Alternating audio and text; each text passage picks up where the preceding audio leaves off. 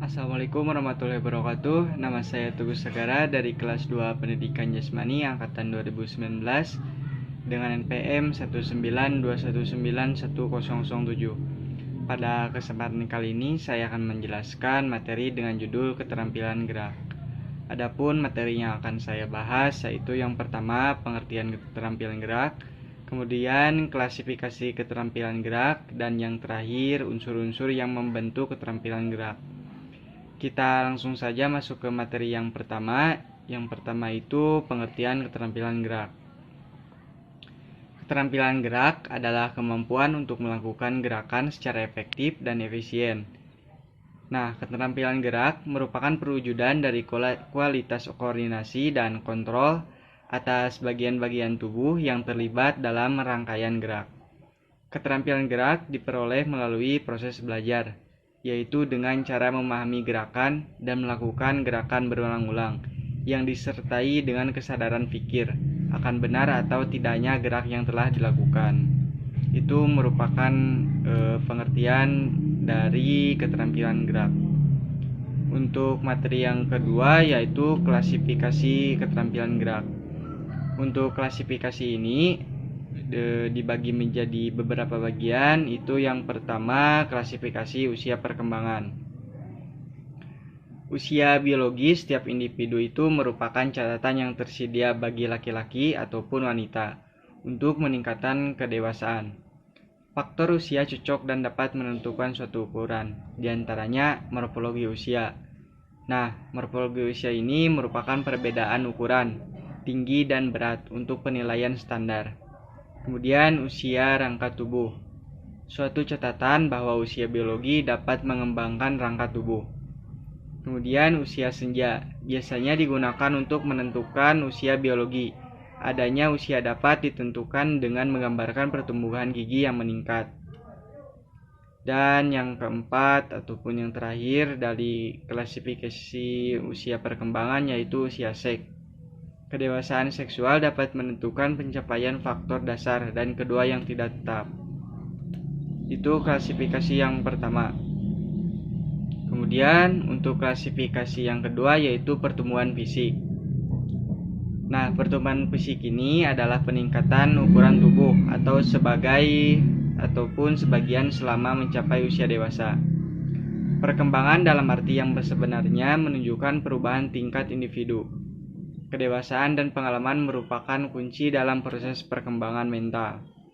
Kedewasaan menunjukkan perubahan kualitas yang mempunyai satu kemungkinan untuk ke tingkat yang lebih tinggi lagi. Pengalaman menunjukkan faktor lingkungan yang mengubah penampilan dengan karakteristik perkembangan mental yang bermacam-macam dan merupakan proses pembelajaran.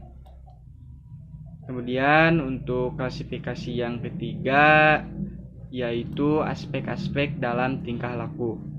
Nah, aspek-aspek ini juga dibagi menjadi 3 bagian, yaitu yang pertama aspek psikomotor. Aspek ini meliputi proses perubahan, stabilisasi, dan penurunan dalam struktur fisik dan fungsi syaraf otot. Pergerakan yang terjadi merupakan aksi reaksi dalam sistem syaraf pusat. Aspek yang kedua yaitu aspek kognitif. Digunakan untuk mempelajari tingkah laku gerak yang meliputi hubungan antara tubuh dan pikiran. Dan yang terakhir ataupun aspek yang ketiga yaitu aspek afektif. Mempelajari hubungan gerak manusia meliputi perasaan dan emosi yang dipakai untuk dirinya sendiri atau gerakan lain yang dialaminya. Itu merupakan klasifikasi keterampilan gerak. Kemudian untuk materi yang terakhir yaitu unsur-unsur kemampuan yang membentuk keterampilan gerak. Nah, agar memiliki keterampilan gerak yang baik, seseorang harus belajar dan berlatih melakukan pola-pola gerakan yang bermacam-macam dalam jangka waktu yang relatif lama. Belajar dan berlatih yang perlu dilakukan yang pada dasarnya untuk meningkatkan kualitas fungsi-fungsi yang merupakan unsur kemampuan yang membentuk keterampilan gerak. Ada 3 kelompok kemampuan yang membentuk keterampilan gerak, yaitu yang pertama kemampuan fisik. Fisik sebagai fungsi untuk melakukan gerakan. kualitasnya perlu baik agar gerakan bisa terampil. Dalam unsur fisik ini yang membentuk keterampilan fisik melalui ataupun meliputi kekuatan, kemudian ketahanan, kecepatan dan kelincahan, kelenturan, ketajaman indera, dan kecepatan reaksi. Itu merupakan kemampuan fisik. Kemudian unsur yang kedua yaitu kemampuan mental. Adalah kemampuan yang memerlukan fungsi pikir. Dalam kemampuan mental termasuk juga kemampuan imajinasi. Ada 9 unsur yang termasuk dalam kemampuan mental, yaitu kemampuan memahami gerakan yang akan dilakukan, kemudian kecepatan memahami rangsangan, kemudian kecepatan membentuk keputusan, kemampuan memahami hubungan jarak, kemampuan menafsir irama, kemampuan mengingat gerakan, kemampuan memahami mekanika gerakan, dan yang terakhir kemampuan berkonsentrasi. Kemudian untuk kemampuan emosional, kemampuan atau kondisi emosional juga berperan penting dalam menghasilkan penampilan gerak yang terampil.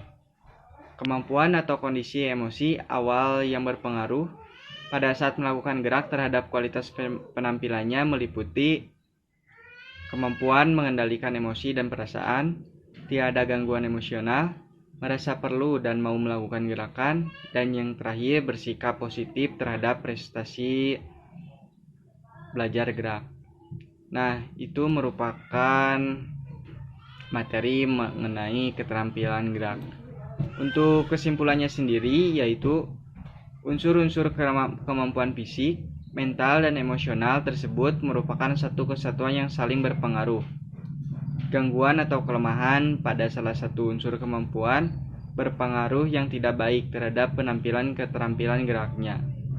Oleh karena itu, untuk memaksimalkan keterampilan gerak dalam rangka pencapaian prestasi olahraga, perlu dengan mempertimbangkan kebutuhan sesuai karakteristik cabang olahraga yang dilakukan. Nah, mungkin hanya itu saja yang dapat saya jelaskan mengenai materi keterampilan gerak. Mohon maaf bila banyak kesalahan. Terima kasih. Saya tutup. Wassalamualaikum warahmatullahi wabarakatuh.